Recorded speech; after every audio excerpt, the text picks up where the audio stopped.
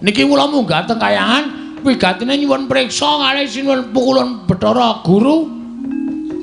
Bapak kula sapa? Kula omong namung wangsulane Bagong, kowe dumadi saka ayang-ayangane sembal.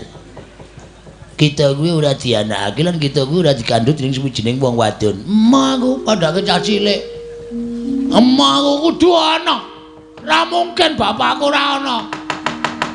Bagong kita ki aja ngeyel iwang pukulun maneh kaya wis mata wis ngendika apa anane kowe meneng wae mbah tak jengking lho kowe meneng wae sing dadi ratu ning dewa sapa iwang pukulun Bathara Guru ha wis dapukmu apa ulun kami tuwa nek ora ana genduren meneng wae kami tuwa kok rewel Pukulun iya kula nyuwun priksa Pukulun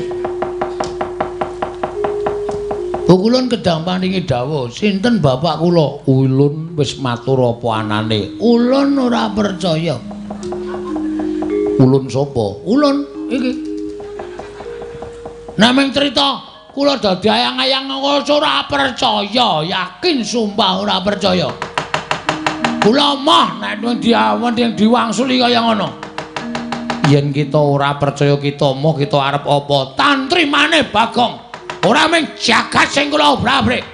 Kula ora iso nduduke bapak kula sejatine aja takon dosa. Klimpangke saka Sela Kanda Waru.